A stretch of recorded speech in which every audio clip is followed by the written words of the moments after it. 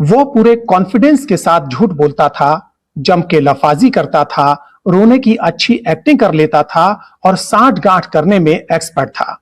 आज हम बात करेंगे कि कैसे झूठ, नफरत, लफाजी, जुगाड़बाजी और साठ गांठ के बलबूते एक कम पढ़े लिखे, सनकी और ओछे आदमी ने कैसे एक भरे पूरे देश को तबाह कर डाला। प्रणाम अलैकुम दोस्तों, ये कहानी है जर्मनी की और उस दरिंदे का नाम था एडोल्फ हिटलर। अगर ये कहानी सुनाते समय आपके दिमाग में और कोई चेहरा आने लगे तो ये आपकी प्रॉब्लम है।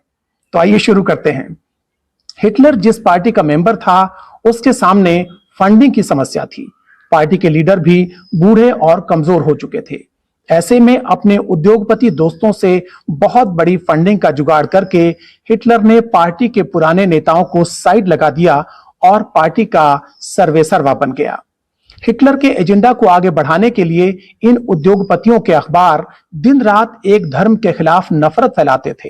ये लोग क्या खाते हैं, क्या पहनते हैं, इनकी संख्या बढ़ रही है, ईसाई लड़कियां इनसे शादी कर रही हैं, ये सब चर्चा किया करते थे और साथ ही साथ हिटलर की महामानव जैसी इमेज पेश करते थे। जबकि हिटलर बहुत ही औसत बुद्धि का, बहुत डरपोक, सनकी और कुंठित आदमी था। वो शारीरिक तौर पर तो कमजोर था ही, मानसिक रूप से भी बीमार था। लेकिन हिटलर के पास कुछ हुनर भी थे। वो सफेद झूठ, लफाजी, नाटकबाजी और साठ गांठ में एक्सपर्ट था। वो हाथ हिला हिला कर, आंखें नचा नचा कर भाषण देता था, जिनमें तथ्यों के बजाय झूठ और बतौलेबाजी भरी होती थी। हिटलर हर पुरानी अच्छी चीज को नापसंद करता था। वो नया जर्मनी बनाने का नारा देता था। सब पुराने नेताओं को लगातार कोसता रहता था। पुरानी संसद में आग लगवाकर उसने संसद भी नई बनवा ली थी। और एक दिन संविधान को बदलकर वो एक साथ देश का चांसलर और प्रेसिडेंट यानी प्रधानमंत्री और राष्ट्रपति एक साथ बन गया। हिटलर ने अपने बारे में प्रचार करवाया कि उसकी ऑफिशियल शादी नहीं है, परिवार नहीं है, वो खाएगा तो किसके लिए। लेकिन वो खाता भी था और अपने दोस्तों को खिलाता भी था। मीडिया उसके बारे में कहता था कि वो बहुत कम सोता है, बहुत कम भोजन करता है और पूरा समय जर्मनी के हितों के लिए काम करता है।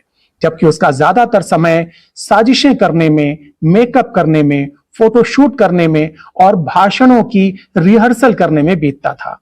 हिटलर शाकाहारी था लेकिन हत्यारा था। उसे सजने संवरने का और अलग अलग पोज में तस्वीरें खिंचवाने का बहुत शौक था। वो बच्चों के साथ फोटो खिंचवाता था, लेकिन उसने लाखों बच्चों की हत्या करवाई या उन्हें यतीम बनवा दिया। और अब हिटलर का अंजाम। अपनी हार नजदीक देखकर हिटलर ने अपनी प्रेमिका समेत खुदकुशी कर ली। उसके दोस्तों और साथियों को 20 साल तक ढूंढ ढूंढ के सजा दी जाती रही और जर्मनी को तबाही से उबरने में लंबा समय लग गया। हिटलर की कहानी हमने आपको इसलिए सुनाई ताकि आप और हम मिलकर उस दरिंदे को लानत भेज सकें और फिर किसी हिटलर को पनपने न दें। जय हिंद, जय जगत।